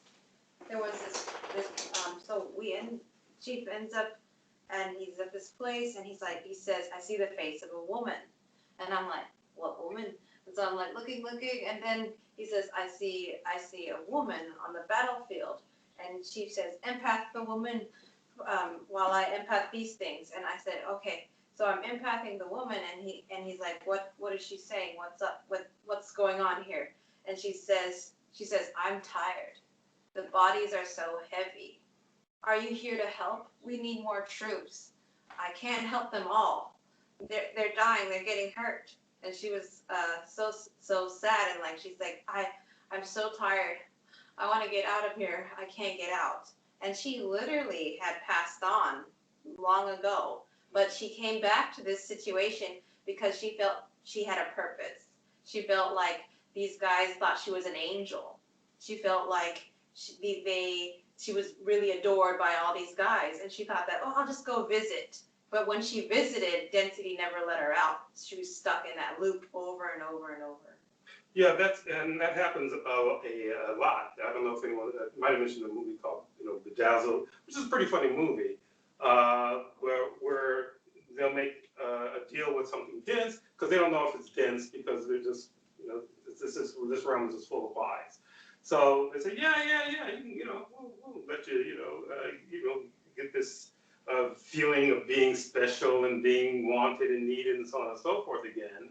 And so what they did when she went in, they put her, because her memory was actually being inside the hospital, which still was pretty grueling. But they put her in the battlefield, which is right on the battlefield. There was always, guts and blood and, severed limbs and all this stuff. And they literally put her in her own personal hell. And they just looped her into it. And because she's a consciousness, even if you're not in your physical vehicle, your consciousness gets fed on. You don't have to be in a physical or a avatar to get fed on. And they were feeding off of her, and they're just continually feeding off of her for probably hundreds of years. And finally, she asked, I said, well, you want to go? And of course, she said, yes, I'm really, really tired. I really, And I said, okay, I'm going to release you. But I released her into the vortex and no return. Too damaged. Because she was too damaged, and her reason for it was very selfish anyway. She wanted, ego gratification. She wanted to be an angel. Yeah. She wanted to be. There's a lot of people who waste a lot of their expression focusing on fame and being known by others, being a star again. Yeah, well, that's the limitations of this room, because it tells you that this is all there is. When in reality there is more beyond this, but because of the amount of damage, individuals may come, transition out of here at a certain point, but they don't always get recycled back in. And it's like, why in the hell am I going to be recycled back into this nonsense? I've had clients who said, I don't want to come back here. How do I not come back here? And I said, well, do the work, and we'll see if you can, what the damage is. If we can get over your damage, you won't, and this, what I'm about is not this being here for anyone to come back in, but where do you go if you're so damaged? Is the question. Where do you go when you're that damaged? And I'll leave that for another forum. And you did say that when a consciousness has balance, if it knows that it's too damaged, it would rather be deleted than to continue on with that damage. Well, that's true, because there's no fear. Because in the Supreme Consciousness universe, the concept of fear doesn't exist. So when I came in and I started doing the work, and I said, if I get so damaged that I'm a problem, the vortex will return for me. That's what I told Chief when I first came to him. I said, Chief, I think I might be too damaged. Just if there's any way to delete my essence or something, I don't want to exist anymore if I'm too damaged. And he said, because you said that, I believe there's potential. There's potential for you. Yeah. So if you feel like there's part of your consciousness resisting this information, that's the part you contain. That's the part that you work on putting into the vortex of no return, so that you can get better and better and more balanced. Yeah. So I think we should wrap it up because that was the last alarm. Thanks everyone who, because you all did, send us questions. I hope again, as usual, that it was informative. I enjoyed it. Got a little weird there, which is usual with these forums. So again, thank you, and we'll talk to you soon. Thank you very much. Very much enjoyed it. Thank you. Thank you very Thank you. much. Wow, Bye. thank you. You're welcome. Thank you. Bye. All right, bye-bye. Thank you. Bye.